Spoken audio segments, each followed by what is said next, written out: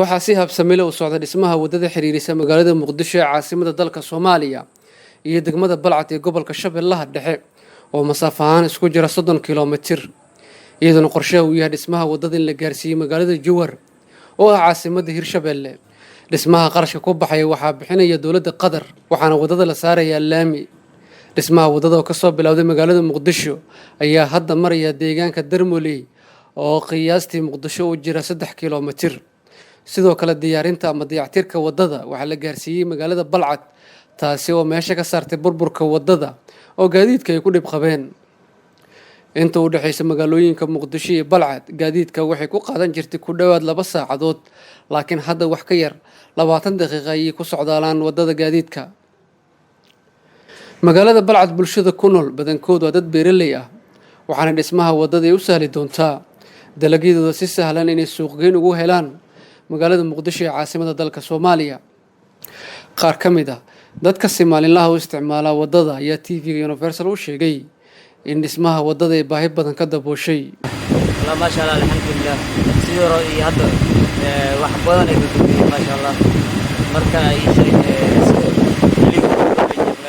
hada alxamdulillah wadada Muqdisho Balcad 20 daqiiqo ku soconaa alxamdulillah marka waxaa weyn ka dhigay sida riyaad marka hore meeqa qaad jirtay marka hore hal saac qaad jirtay wadada jabnay sifa bal ka war marka hadda waxay bulshada ma soo kordhi kartaa bulshada waxaa weyn soo kordhi kartaa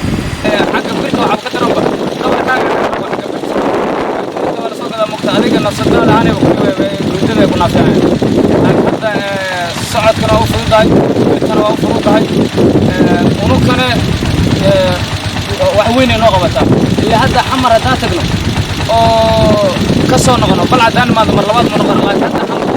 saddex jeer afar jeer ku kala wallahi isbedel weyn ka dhacay hadda waa raysa hadda yoomiye laba jeer saddex jeer xamar waa galaan. dhinaca kale ugaas maxamuuli ugaas xuseen ugaas law oo ka mid ah ugaasiyada dowlad goboleedka Hirshabeelle ayaa sheegay dhismaha wadada xiriirisa Muqdisho iyo Balcad in wax badan oo faa'iido ay ka heli doonaan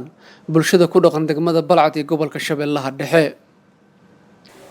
bismillahir rahmanir rahim marka hore waxaan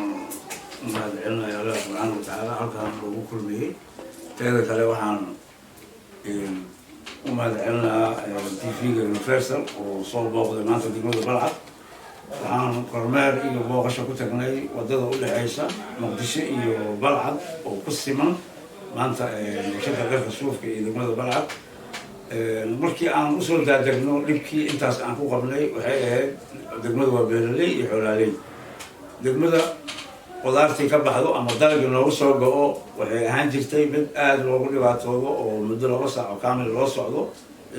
gawaarida qaarkood qudaarta wada iyo kuwii raashinka meeshan ka baxo galeyda iyo sasinta ama digirta wadaan inay dhex ku sii gadoomaan dhex ku qarabmaan oo ayadoo qudaartii wixii la qaaday oo dalagii degmada Balcad ka soo go'ay Muqdisho ayagoona gaarin marmarka qaarkeed habeen iyo 2 maalin loo dhixi jiray qudaarna waa taqaanaa haddii 24 saac ka gudubto inay yani isbedelayso midabkii hore ama sida ay sii ahaanayeen marka waa ilaahay mahadiis waxaan u mahadcelinaynaa dowladda oo federaalka iyo maamul goboleedka Hirshabeelle oo ku dadaalay sidii wadadaas loo sameyn lahaa Muqdisho ilaa iyo Jowhar waxaa suurto gashay ilaa iyo degmada Balcad hadda inay wadadii ay hagaagsan tahay alxamdulillah hadda maanta waxaan joognaa wixii degmada Balcad ka soo baxo oo ku saabsan dhanka ganacsiga ah ama beeraha loogu soo go'o waxay ku tagaysaa muddo ka yar nus saac oo wixii suuq Muqdisho looga baahnaa ay suuqyada waaweyn oo Muqdisho oo lagu iibiyo dalagyada ka soo baxo gobolka Shabeellaha Dhexe ama deegaanka degmada Balcad qaasatan waxay ku tagaan si fudud oo si nabad ah adoo beertaada jooga ayaa dalabku soo dhacaya lagu leeyahay maanta suuqa Muqdisho waxaa ka go'an ama qaraha ka maqan ama digirtiya go'day ama qudaarta ay nooc sidee u kala koobantahay ama loogu baahi badan yahay waxaa dhacdo in oo muddo 1 saac ka yar beertii iyo dalabkii baahidaas lagu xaqabtiro oo si fudud ay ku tagayso waxaana saamaxayso wadadaas oo maanta loo sameeyay degmada Balcad